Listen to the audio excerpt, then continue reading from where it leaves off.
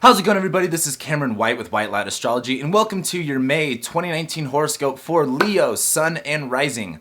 Thank you guys so much for being here and liking and sharing and commenting and subscribing. I love and appreciate every single one of you guys.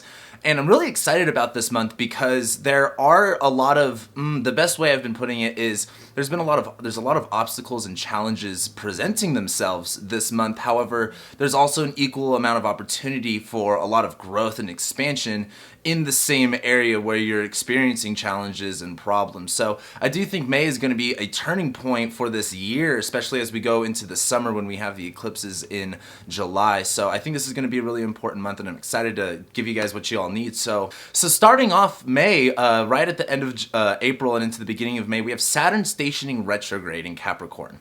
Now this is happening in your 6th house. The 6th house is all about your work, your routine, your service to the world, what you're doing every single day, and your habits. Has to do with your health as well.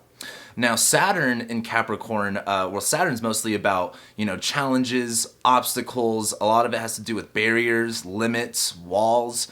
And as Saturn's been direct for the past couple of months, he could have been presenting you a lot more struggle and a lot more problems in this area of the 6th house, such as maybe health, your habits, your everyday routine, getting into the groove of things. However, maybe if you were a day chart and Saturn's a little bit more constructive in your chart, for the past couple of months, Saturn maybe has been giving you more responsibility, or maybe you've been wanting more responsibility in this area.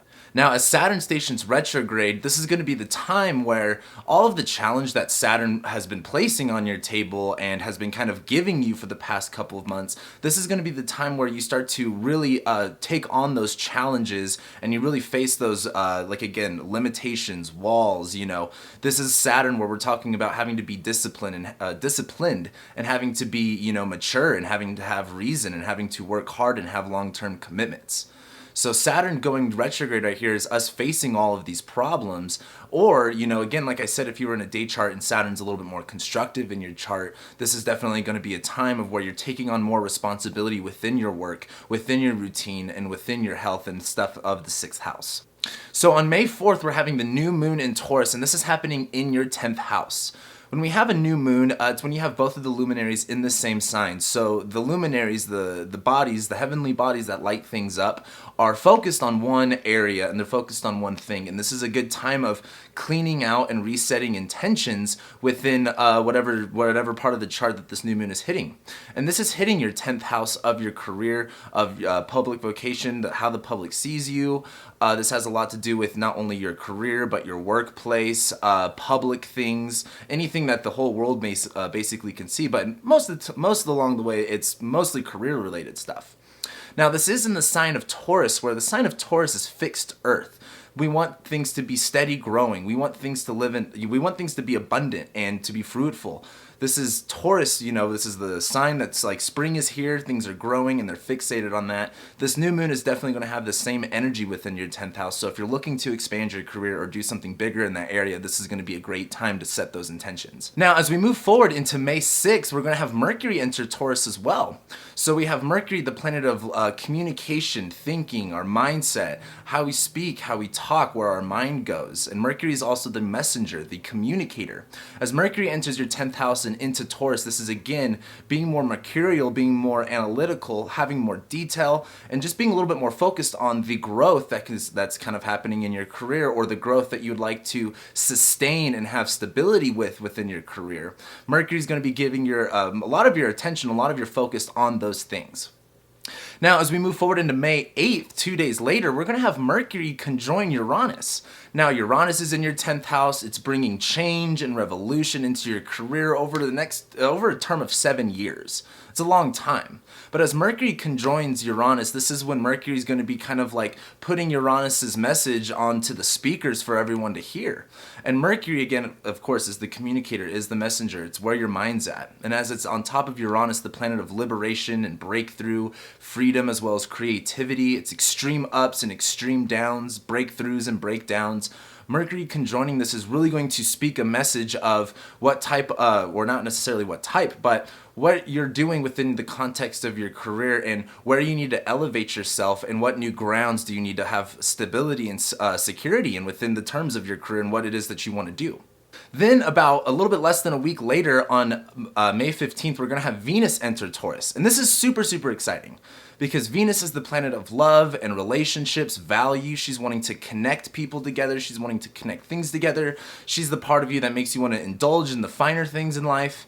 And Venus is going into her home sign of Taurus, where again, Taurus is about beauty and, money and having stability and security. And like, it's kind of like, the essence of spring. It's like things are growing and things are alive and we want to sustain this beauty. That's Venus in Taurus. So as Venus enters your 10th house, this is going to be bringing that into your career where it's like, you have this new moon in Taurus, kind of resetting your intentions. Mercury comes in, you brain blast, you get a breakthrough. Venus is going to come in and also conjoin Uranus the next day. And this is going to be a time of, kind of redefining what value looks like and also elevating yourself on a bigger platform and taking, what it is that you want to grow and making it blossom and abundant. Now, also on May 16th, we're going to have Mars enter Cancer.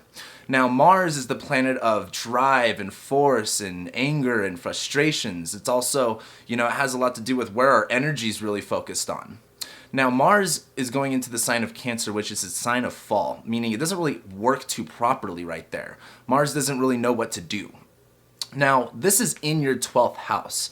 The 12th house is all about the subconscious, repressed parts of yourself, unaware parts of yourself, blinding. It's a blinding house, like we can't always see what's going on. It rules hidden enemies as well as a couple other things.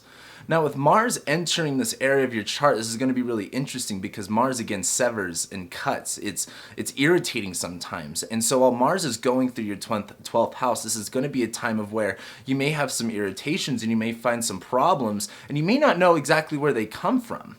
My biggest advice that I've been giving with Mars entering Cancer is take action and be assertive with only what needs to be protected and what needs to be nurtured.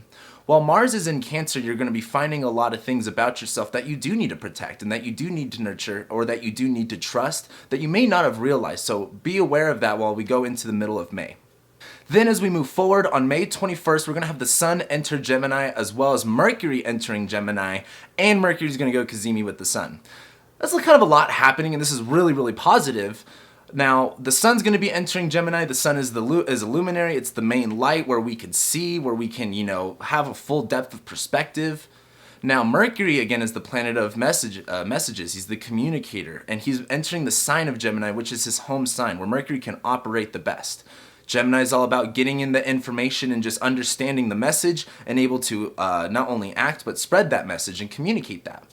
Now, while Mercury is going to go Cazimi, since the Sun and Mercury are both entering Gemini at the same time, Mercury is going to basically be pierced by the light of the Sun.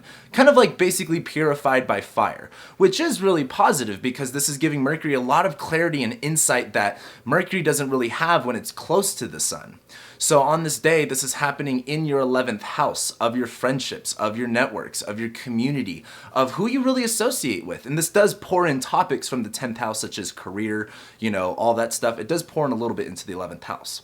Now, with this Cazimi and the Sun and Mercury entering your 11th house, this is definitely going to be a time of, if you want to reach out to friends that you haven't spoken to in a while, this is a great time, or just being better connected with a bigger group of people. This is going to be very healthy for that, and this is going to be a good time to, I don't want to even say reach out, because more than likely your friends are going to reach out to you during this time.